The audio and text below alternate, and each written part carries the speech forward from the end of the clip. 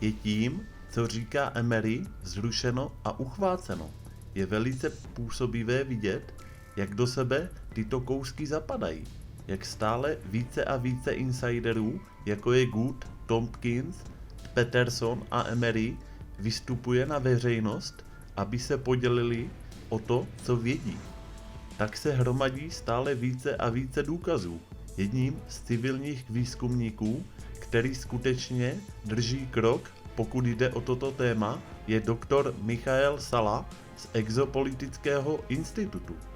Doktor Salla uskutečnil s Tompkinsem před jeho smrtí několik obsáhlých rozhovorů a odvedl úžasnou práci při prověřování jeho informací a jeho složek s dokumenty i dalšími důkazy. Podařilo se mu napsat další kvalitní knihu, která podává skvělý přehled a přezkoumává všechny získané informace. Doktor Salla odvedl náročnou práci zahrnujících 584 odkazů v knize, které podporují pravdivost informací v této rozpravě s akademickou přesností. To ukazuje, že legitimní vědci vše berou velmi vážně. Proto doktor Salla byl velmi nadšený tím, že Emery vystoupil, protože to velmi přispívá k odhalení pravdivé skutečnosti a k vytvoření celkového souhrnu všech dat z tajných kosmických programů, které jsou postupně shromažďovány. Skuteční zasvěcenci, insideři si to, že veřejně vystoupili, vůbec neužívají. I Emery od té doby, co veřejně vystoupil, čelí vážným a trvalým hrozbám a výhruškám. Není to žádná hra. Skeptičtí lidé se na tyto informace dívají často stejně, jako kdyby sledovali film nebo videohru, kde nejde o žádné skutečné soupeření a boj a kde je to všechno jen virtuální realita. Insideři, zasvěcenci z Aliance vyjádřili šok a zklamání nad tím, do jaké míry se k nim UFO komunita obrátila záda a drží se svých tradičních historek.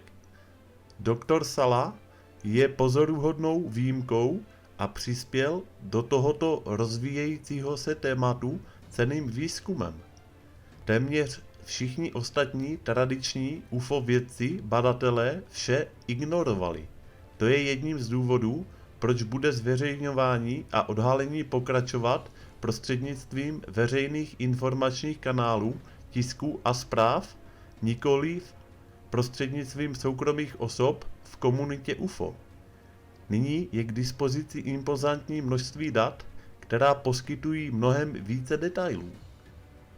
Emery prožívá nejrůznější těžkosti.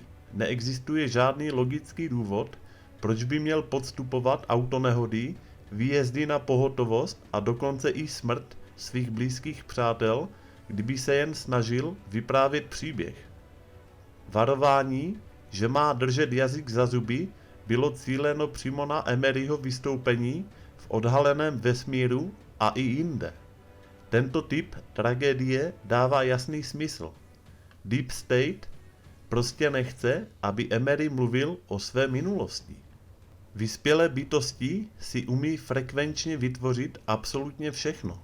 Nepotřebují náš genetický materiál. Dokonce i my v tajných programech umíme vytisknout jakýkoliv orgán. Srdce, oči, plíce, nic není problém. Za použití naší DNA, které vložíte do počítače a na 3D tiskárně vytisknete třeba své srdce. Pomocí kmenových buněk umíme nahradit i nervové buňky, míchu. Globální systém chce, abychom věřili, že to nejde. Je to jedna z mnoha skutečností a technologií, která jsou před lidmi utajována. Dnes už můžeme vyrobit celé tělo, nejen orgány nebo ruku. DNA uchovává veškeré informace o tom, čím jsme a čím jsme si v životě prošli. Je jako pevný disk v počítači. Dokonce umíme znovu omladit celé tělo. Globální laboratoře pracovali na vytváření falešných mimozemců. Dovedli ovlivnit aby tyto bytosti vypadaly dobře, zle, vesele, zlověsně nebo děsivě. S tímto programem měli velký úspěch. Zadavatelé je chtěli mít po ruce pro nějakou mimořádnou situaci. Takže když jsem viděl 3metrového reptiliána, který smrděl, funěl, věřil jsem, že je skutečný. Ale programovatelné životní formy PLF dělají to stejné. Mohou vytvořit tvůj identický klon bez tvé vědomé stránky a tvoje vzpomínky jsou pak do něj naprogramovány. Klon si pak myslí, že má rodinu, určité přátele, práci a tak. Globální systém se snaží neustále vytvářet strach, a to nejrůznějšími prostředky. Je to nástroj pro kontrolu a ovládání lidstva. Hodně negativity vzniká v naprogramované mysli lidí.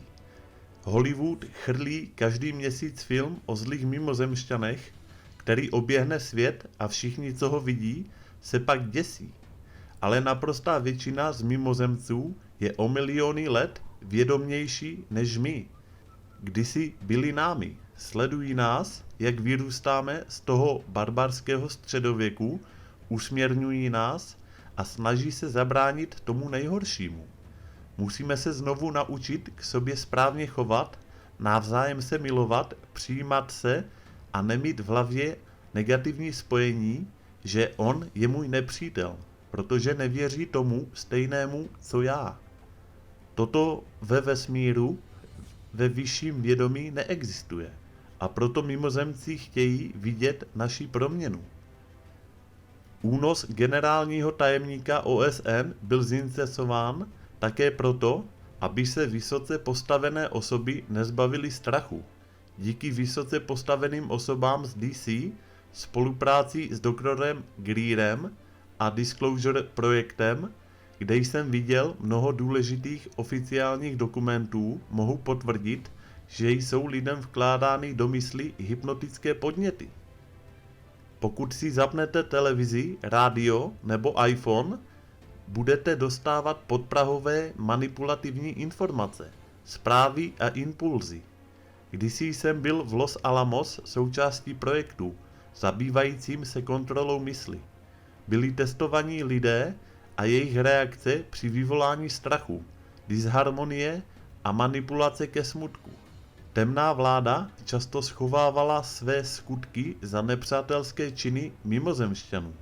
K tomu sloužily falešné únosy. Byly takto testovány reakce a chemismus lidí, když na ně zaútočil převlečený mimozemšťan. Probudili jste se ve stanu, který vypadal jako operační sál, a zahlédli šediváka. Víc oběť nepotřebovala vidět.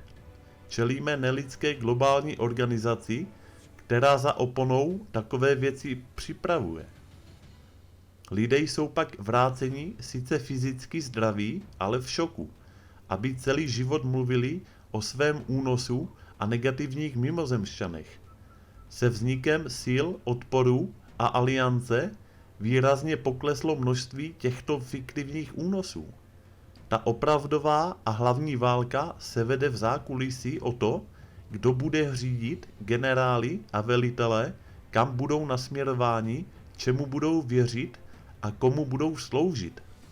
Všichni se trochu musíme přizpůsobit Matrixu, protože musíme jíst, chodit do práce, ale přece jen se musíme vrátit o krok zpátky a zamyslet se nad tím, co je opravdu důležité. Je zatajováno nesmírně množství faktů a to bude pro lidi nejtěžší se s tím vyrovnat. Porážka systému přijde během jedné noci.